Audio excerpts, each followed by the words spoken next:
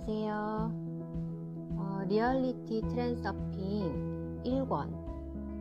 이 책은 제가 굉장히 시크릿 이런 것들, 자기계발서, 소원 이루기, 그 다음에 우주의 원리 이런 것들 다룬 책들을 좋아하는데요.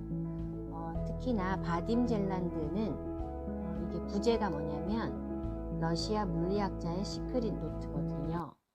보통 문과적으로 그냥 글로만 이 시크릿 원리, 우주에서 소원을 이루는 원리를 다뤘다고 하면, 이 바딤 젤란드 씨는 소련의 양자 물리학자였거든요. 그래서 조금 더 실리적인 풀이, 실리적인 해석 이런 것들이 마음에 들어가지고 시크릿 이런 거 소원 이룰 때 좀 더 와닿았던 것 같거든요. 바딤 젤란드 지은이에 대해서 조금 읽어드릴게요. 바딤 젤란드는 소련의 양자 물리학자였고 이후에는 정보통신 분야에서 일하기도 했다. 다중우주 이론을 기반으로 현실 변환 기법을 설명한 리얼리티 트랜서핑 시리즈가 200만 부 이상 판매되며 단숨에 러시아의 베스트셀러 작가가 되었다.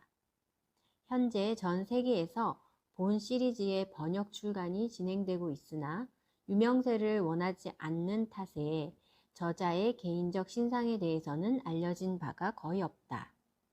책에 소개된 개념들이 신비주의 교리들과도 통하는 바가 있어 현대의 신비가로 여겨지기도 한다. 이렇게 소개가 되어 있거든요. 리얼리티 트랜서핑 1권 좀 읽어드리겠습니다. 제1장 가능태 모델. 이거는 굉장히 많은 또 분들이 북리딩을 통해서 많이 이제 개념을 잡아주시고 읽어주시고 이런 게 많아가지고 저는 제가 좋아하는 부분, 앞부분 이런 거 조금 읽어드릴게요. 66페이지인데요. 읽어보겠습니다. 당신은 언제나 원치 않는 것을 얻는다. 앞에서도 말했듯이 펜듈럼은 지지자들에게서만이 아니라 반대하는 사람들에게서도 에너지를 얻어낼 수 있다. 그런데 에너지를 뺏기는 것은 반쪽의 문제일 뿐이다. 펜듈럼이 매우 파괴적일 때는 지지자의 행복과 미래의 운명도 모두 손상을 입을 것이다. 우리는 누구나 부정적인 정보나 달갑지 않은 사건을 수시로 마주치게 된다. 이 모두는 다름 아닌 펜듈럼의 찝쩍거림이다. 사람들은 삶에 이런 것들이 끼어드는 것을 원하지 않으면서도 언제나 두 가지 중 한 방식으로 반응한다. 그 정보가 큰 영향을 주지 않을 때는 거기에 별로 신경을 쓰지 않고 금방 잊어버린다. 그러나 어떤 정보가 자신을 화나게 하거나 겁을 주면, 즉 그 정보가 뭔가 자기와 깊이 관련된 것이면 사념 에너지가 거기에 사로잡힌다. 펜듈럼의 올가미에 걸려서 펜듈럼의 공명 주파수에 동조되는 것이다. 그 다음에 어떤 일이 일어날지는 쉽게 짐작할 수 있다. 그는 화를 내기 시작하고 붕괴하고 걱정하고 두려워하며 불만을 마구 토해낸다. 무슨 뜻인가 하면 그는 그 파괴적인 펜듈럼의 주파수에서 에너지를 방사하고 있는 것이다. 펜듈럼이 그 에너지를 모두 수확하지는 않는다. 그중 일부는 가능태 공간의 특정 섹터로 들어간다. 그 사람의 사념 에너지의 매개 변수가 그러하기 때문에 그는 그가 피하고 싶어하는 것들만 널리 있는 가능태 공간의 섹터로 옮겨가게 된다. 참 아이러니하죠?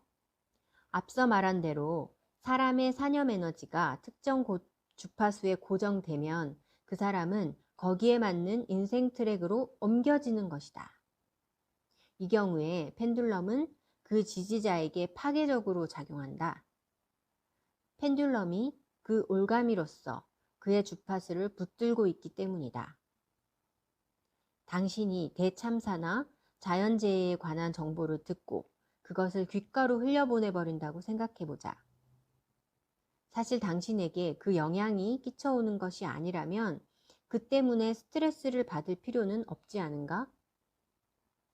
이런 경우에는 대개 자연재해는 다른 곳에서 일어나고 당신은 피해자가 아니라 지켜보는 사람으로 존재하는 인생 트랙에 있게 될 것이다. 당신이 피해자가 되는 인생 트랙은 비껴간다. 그 반대의 경우도 마찬가지로 성립한다. 당신이 재난과 불행한 사건에 대한 소문이 자신에게 영향을 미치도록 놔둔다면 당신은 그것을 슬퍼하면서 친구들과 그것에 대해 이야기를 하며 시간을 보낼 것이다. 이럴 경우 당신은 곧 그런 재난의 피해자가 되는 인생 트랙으로 옮겨갈 가능성이 아주 커진다. 이걸 다시 읽으니까 저는 이게 좀 이해가 되는 것 같아요. 이 이너 포텐셜, 너무나 지나친 에너지를 본인이 싫어하는 데 쏟으면 안 될 것 같거든요. 뭔가를 피하려는 욕구가 강하면 강할수록 그것을 갖게 될 위험은 더욱 커진다는 것이 분명해진다. 원하지 않는 것에 맞서서 싸우는 것은 사실은 바로 그것을 인생의 한 부분으로 만들려고 갖은 애를 쓰는 것이나 마찬가지다. 달갑지 않은 인생 트랙으로 옮겨가고 싶다면 그토록 별나게 애쓸 필요조차 없다. 부정적인 생각을 하면서 거기다 감정을 실어주는 것만으로 충분하다. 예컨대 궂은 날씨를 싫어해서 비가 지긋지긋하다는 생각만 계속한다. 이웃이 시끄럽게 굴어서 당신은 늘 그들과 싸우거나 마음속으로 그들을 경멸한다. 당신은 뭔가를 두려워하고 그것이 당신을 불안에 빠뜨린다. 직장일이 지긋지긋해서 일에 대한 혐오의 감정 속으로 빠져든다. 이 예시들 몇 가지만 해도 정말 웃음이 나오네요. 두려워하거나 혐오하거나 경멸하는 것과 같은 당신이 정말 꺼리는 것들은 당신을 어디에나 따라다닐 것이다. 물론 피하고 싶은 다른 것들도 많지만 그것이 지금 당장 당신을 크게 괴롭히지는 않는다. 이런 경우 그 일들은 당신의 인생에 끼어들지 않을 것이다. 실제로 일어나지 않는 것이다. 그러나 꺼리는 그것이 당신에게 영향을 미치도록 허용하여 혐오감을 느끼고 부정적인 감정을 품자마자 그 원치 않는 일은 틀림없이 당신의 삶 속에서 현실화될 것이다. 삶에서 원치 않는 일을 제거하는 유일한 방법은 당신의 사념 에너지를 사로잡고 있는 펜듈럼의 영향에서 벗어나는 것이다. 이제부터는 펜듈럼이 찝쩍거리도록 놔두지 말고 그 게임에 빠지지도 말라. 파괴적인 펜듈럼의 소나기를 빠져나오는 방법은 두 가지가 있다. 펜듈럼을 그냥 지나가게 하거나 멈추게 만드는 것이다. 이 방법들을 좀 더 자세히 알아보자. 펜듈럼이 그냥 지나가게 하기. 펜듈럼과 싸우는 것은 헛수고다. 이미 말했듯이 펜듈럼과 싸우는 것은 펜듈럼을 당신의 에너지로 먹여 키워주는 짓이다. 성공을 위한 첫째 조건은 펜듈럼과 싸우기를 거부하는 것이다. 첫째로 당신을 괴롭히는 것을 싸워서 떼어놓으려고 애쓰면 애쓸수록 그것은 더욱 기를 쓰고 당신을 따라다닐 것이다. 이렇게 말하는 것이 입버릇처럼 될지도 모른다. 제발 나를 편안히 좀 내버려둬. 모두들 저리 꺼져. 당신은 당신을 괴롭히는 펜듈럼으로부터 자신을 지키고 있다고 생각하겠지만 사실은 그 펜듈럼을 당신의 에너지로 먹여주고 있는 것이기 때문에 그것은 더욱더 달라붙는다. 둘째로, 당신은 이 세상 어떤 것도 비난하거나 바꿔놓을 권리가 없다. 미술관에 전시된 작품을 볼 때처럼 좋든 싫든 모든 것을 있는 그대로 받아들여야 한다. 미술관에서는 마음에 들지 않는 작품이 많아도 그것이 보기 싫으니 치워버리라고 요구할 생각은 떠오르지도 않을 것이다. 펜듈럼이 존재할 권리가 있음을 인정하면 당신에게는 펜듈럼을 저 혼자 내버려둘 권리, 곧 그것의 영향력에서 벗어날 권리가 있음을 깨닫게 된다. 하지만 가장 중요한 것은 펜듈럼과의 싸움에 말려들지 않는 것이다. 펜듈럼을 비난하지도 말고 화내지도 말고 침착성을 잃지도 말라. 그 모두가 펜듈럼의 게임에 말려드는 것이기 때문이다. 그와 정반대로 하라. 펜듈럼을 이미 주어진 것, 피할 수 없는 악으로 묵묵히 받아들이고 거기서 떠나라. 어떤 형태로든 싫은 마음을 보인다면 펜듈럼에게 에너지를 뺏기게 될 것이다. 선택하기가 무엇을 의미하는지를 알려면 거부하기를 먼저 배워야 한다. 사람들은 대개 자기가 원하는 것이 무엇인지는 잘 몰라도 무엇을 원하지 않는지는 분명히 알고 있다. 많은 사람들이 원치 않는 일로부터 벗어나려고 애쓰다가 그와 정반대의 결과를 일으키고 있다. 거부하기 위해서는 받아들임이 필요하다. 이게 볼드체로 진하게 표현이 돼 있거든요. 다시 한번 읽어볼게요. 거부하기 위해서는 받아들임이 필요하다. 여기서 받아들임이라는 말은 무엇을 껴안아 자신의 일부로 만들라는 의미가 아니다. 여기에서 말하는 받아들임이란 만물이 그 자체로서 존재할 권리를 지니고 있음을 인정해주고 그것을 담담하게 지나쳐가라는 뜻이다. 받아들이고 놓아보내는 것. 그것은 모든 것이 당신을 통과하여 지나가도록 허용하고 그것이 떠나갈 때 미련 없이 보내주는 것이다. 이게 되게 좋은 말 같아서 제가 형광펜으로 칠해놨네요. 한 번 더 읽어볼게요.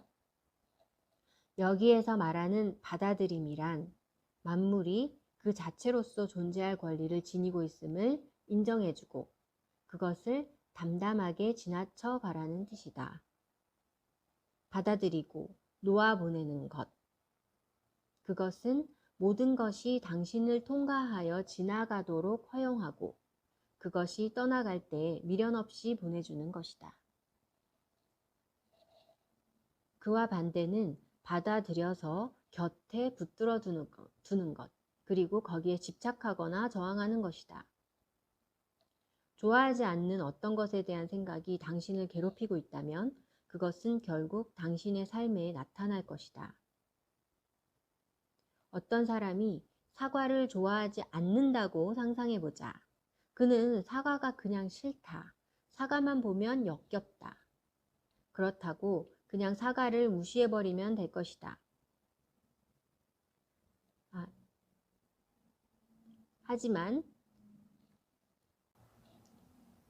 하지만 그는 자기가 사는 세상에 사과와 같은 역겨운 것이 존재한다는 사실을 받아들일 수가 없다. 사과가 눈에 들어올 때마다 짜증이 난다. 그리고 그 혐오스러운 느낌에 대해 열심히 이야기한다. 이것은 물질 차원에서 일어나는 일이다. 하지만 에너지 차원에서 보면 그는 탐욕스럽게 대들어 사과를 입에 쑤셔 넣고 우적우적 요란스럽게 씹어 먹으면서 자기가 얼마나 사과를 혐오하는지를 외쳐대는 꼴이나 마찬가지다. 그는 호주머니에 사과를 가득 쑤셔 넣은 채 목이 메도록 개걸스럽게 먹으면서 사과는 정말 질린다며 또 불평을 늘어놓기 시작한다. 사과가 싫으면 그것을 삶 밖으로 던져버리면 된다는 생각이 그에게는 떠오르지조차 않는 것이다. 당신이 무엇을 좋아하든 싫어하든 그것은 아무런 의미가 없다.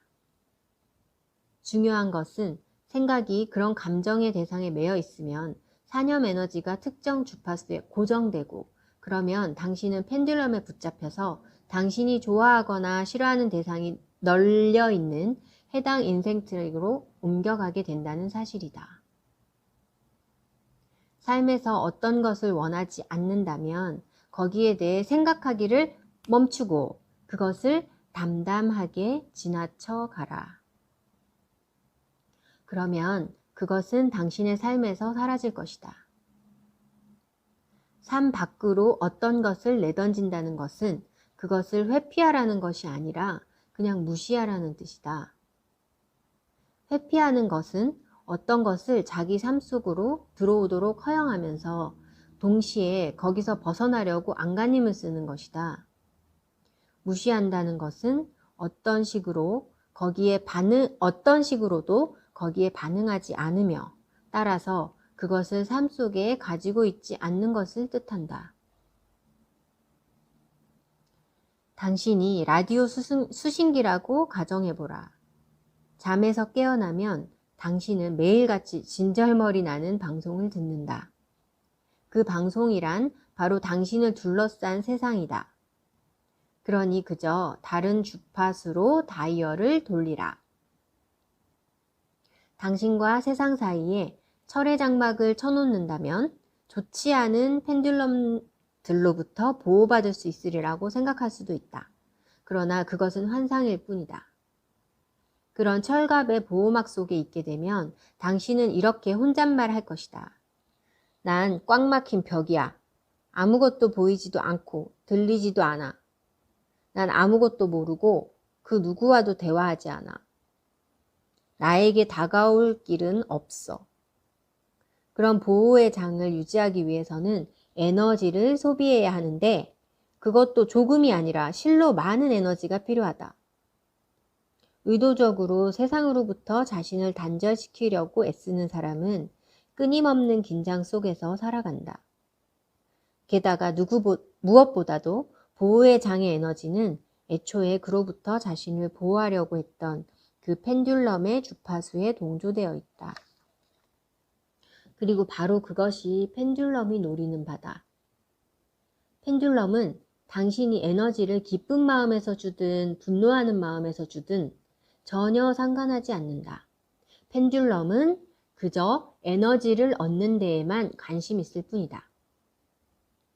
그렇다면 무엇이 우리를 펜듈럼으로부터 보호해 줄 수 있을까? 되게 중요한 말이에요. 그것은 비어 있습니다. 내가 텅 비어 있다면 무엇으로도 나를 붙잡지 못할 것이다. 나는 펜듈럼의 게임에 말려들지 않는다. 펜듈럼으로부터 자신을 보호하려고 애쓰지도 않는다. 나는 단순히 그것을 무시한다. 펜듈럼의 에너지는 나를 그냥 통과해 가버린다. 나를 건드리지 못하고 그냥 공간 속으로 사라져버린다. 펜듈럼의 게임이 나를 괴롭히지 못한다. 아무런 영향도 주지 못한다. 펜듈럼에게 나는 텅 비어있는 존재다. 펜듈럼의 주된 목표는 가능한 한 많은 지지자들을 끌어들여서 그들의 에너지를 얻어내는 것이다. 펜듈럼을 무시해버리면 그것은 당신을 내버려 두고 다른 사람들에게로 옮겨간다. 펜듈럼은 오직 게임을 받아들이는 사람에게만, 달리 말해서 펜듈럼의 주파수에 맞춰서 산염 에너지를 방사하는 사람들에게만 영향을 줄 수 있기 때문이다. 가장 단순한 예를 들어보자. 개가 짖으며 당신을 따라오고 있다. 당신이 뒤돌아보면 개는 더 큰 소리로 짖을 것이다. 당신이 그것을 심각하게 받아들이고 대적하기 시작하면 개는 한참 동안이나 계속 당신을 뒤쫓을 것이다. 사실 개는 소동 부릴 만한 대상을 찾아다닌다. 그러나 당신이 그것을 간단히 무시해버리면 개는 다른 대상을 찾아갈 것이다. 저는 이 단원이 굉장히 와닿았어요. 특히 이제 직장에서나 뭐 계속 안 보고 피할 수 없는 사람들 있죠. 그런데 내가 너무 불편하고 더 나아가서 내가 되게 너무 싫은 사람, 그런 사람을 지금 이 문장에 있는 개라고 비유를 하는 거예요. 빗대어서 이제 생각을 하면서 최대한 에너지를, 사념 에너지를 이렇게 주지 않고 그냥 지나칠 수 있도록 그렇게 하는데, 이 문구가 굉장히 도움이 됐었거든요. 이거 한 번 더 읽어 드릴게요. 가장 단순한 예를 들어보자. 개가 짖으며 당신을 뒤따라오고 있다. 당신이 뒤돌아보면 개는 더 큰 소리로 짖을 것이다. 당신이 그것을 심각하게 받아들이고 대적하기 시작하면 개는 한참 동안이나 계속 당신을 뒤쫓을 것이다. 사실 개는 소동 부릴 만한 대상을 찾아다닌다. 그러나 당신이 그것을 간단히 무시해버리면 개는 다른 대상을 찾아갈 것이다. 개에게는 무시당했다고 모욕감을 느끼는 따위의 일은 일어나지 않는다는 점을 기억하라. 개는 에너지를 얻어내려는 목표에 너무나 몰두해 있어서 다른 것은 생각할 겨를이 없다.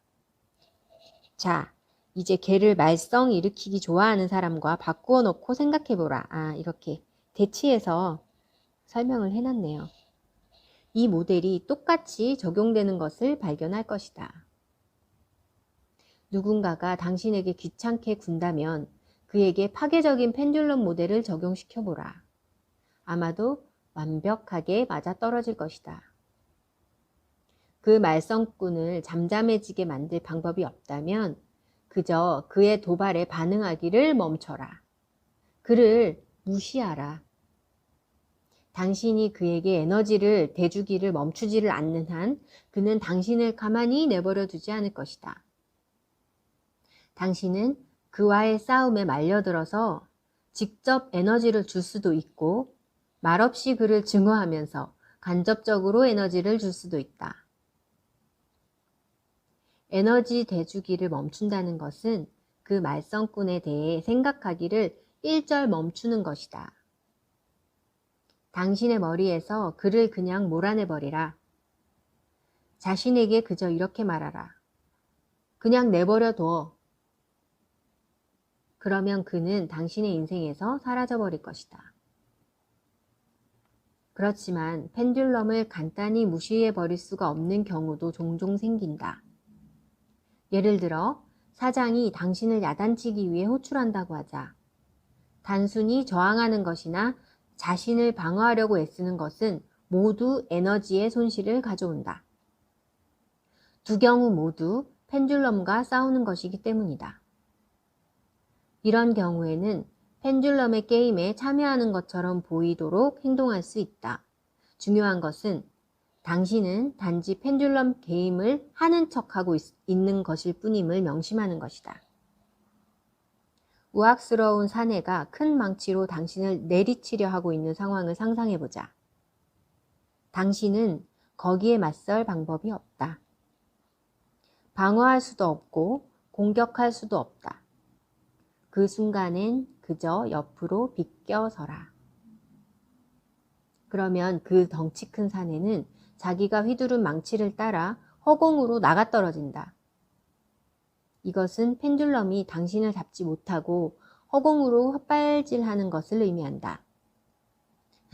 합기도의 핵심이 바로 이와 동일한 원리다. 합기도에서는 실제로 다음과 같은 일이 일어난다. 방어자는 공격자의 팔을 잡고 마치 손님을 가볍게 배웅하는 것처럼 잠시 함께 가주다가 아무 힘도 들이지 않고 풀어놓는다. 그러면 공격자는 처음 노렸던 방향으로 자신이 나가떨어진다. 비밀은 오로지 방어자가 공격자에게 결코 맞서지 않는다는 데 있다. 방어자는 공격자의 길에 합류해서 잠시 그와 함께한다. 그런 다음 그를 놓아보내주는 것이다.